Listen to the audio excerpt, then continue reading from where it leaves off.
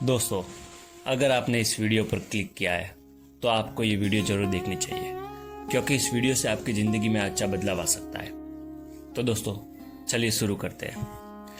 इस कहानी के हमारे मुख्य किरदार है शास्त्री जी, जो कि एक मिडिल क्लास परिवार से ताल्लुक़ रखते हैं। उनके घर में उनकी पत्नी विद्या जी और उनके दो बेटे अभिनव व उद्भव, जो कि अच्छी जॉब पे सेटल्ड है। शास्त्री जी का स्वभाव बहुत ही शांत और लोगों की मदद करने वाला है। शास्त्री जी हमेशा लोगों की मदद करने के लिए सबसे आगे रहते हैं। शास्त्री जी, जो कि एक अब रिटायर्ड हो चुके हैं, पहले वे एक सरकारी दफ्तर में काम करते थे, पर अब रिटायरमेंट के बाद अपना भगवत गीता का पाठ करते हैं और अपने इस गीता ज्ञान से लोगों को अच्छा रास्ता भी दिखाते हैं। शास्त्री जी और उनकी पत्नी विद्या जी जब दोनों बैठे बैठे कुछ सोच रहे थे कि उनके अपने दफ्तर में आए एक लड़के जिसका नाम श्लोक था, उसकी याद आ जाती है। श्लोक एक सीधा साधा और शांत स्वभाव का लड़का था, जिसकी उम्र 26 साल थी।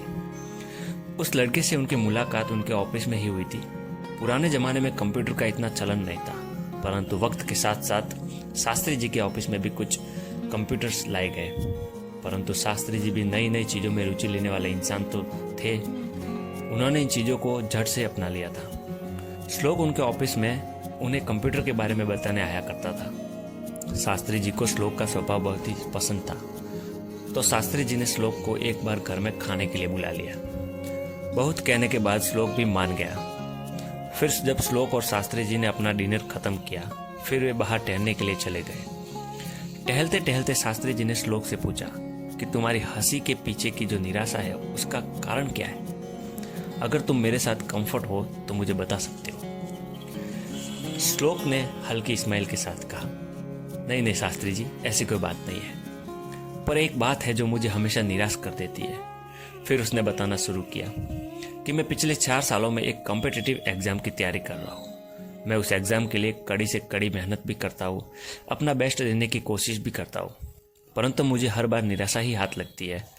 अब तो ऐसा लगता है कि मुझसे ये होगा ही नहीं।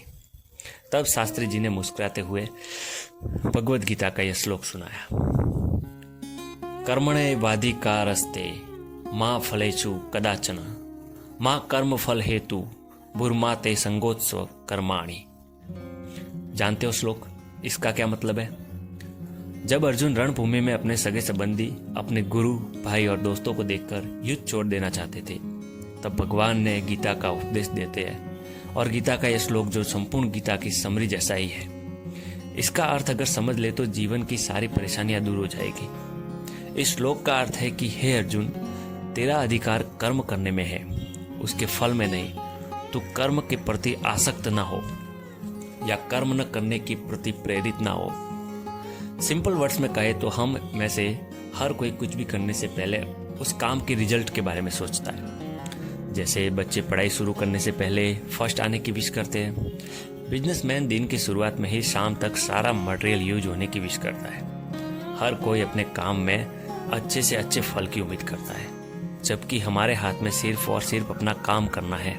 उसका रिजल्ट क्या मिलेगा, कैसा मिलेगा, ये सब हमारे हाथ में नहीं होता। ये सुनकर श्लोक बोला कि अगर हम रिजल्ट की इच्छा ही नहीं रखेंगे तो उस काम के लिए मोटिवेशन क्या रह जाएगा? ऐसे तो हम कोई भी काम टाइम पास के लिए ही करेंगे नहीं। तब शास्त्री जी बोले, नहीं, इसका मतलब ये नहीं कि हम किसी काम में इंटरेस्ट ना लें। इसका मतलब ये है कि हमें ये समझ ले कि हमारे कंट्रोल में सिर्फ हमारा काम है। उदाहरण के लिए, एक बच्चे का काम पूरे साल भर अच्छे से पढ़ाई करना है, लेकिन परीक्षा का रिजल्ट और भी कई बातों पर डिपेंड करता है, जैसे कई बार कॉपी चेक करने वाले के मूड पर। ऐसे में अगर उस बच्चे के नंबर कम आ जाते हैं तो उसे ना तो अपनी एबिलिटी पर शक करना है, ना ही आगे अपने मेहनत में कमी रखनी है। हमें हर हाल में अपना बेस्ट देना है। उसके बाद क्या होता है ये ईश्वर पर छोड़ देना है। जीवन में बहुत कुछ ऐसा है जिस पर हमारा कोई वश नहीं, लेकिन खुद पर और अपने कर्म पर हमारा पूरा वश है। जब हम इस बात को समझ लेंगे तो जीवन की छोटी बातों में अपना हौसला नहीं हारेंगे, खुद पर विश्वास रखेंगे और हमेशा सर्वश्रेष्ठ देने के लिए तैयार रहेंगे। शास्त्री जी की इन बातों ने श्लोक पर जादू सा असर किया और उसने पूरा जोर लगाकर परीक्षा की तैयारी करने का फैसला किया। तो दोस्तों, हमें भी हमेशा अच्छे कर्म करते रहने चाहिए, ना कि रिजल्ट की चिंता। दोस्तों, ये आपको गीता ज्ञान कैसा लगा कमेंट में जरूर बताएं और आगे भी हम आपके जीवन की समस्याओं को सुलझाने की कोशिश करते रहेंगे। तो जल्दी से जल्दी चैनल को सब्सक्राइब कर दें। धन्यवाद।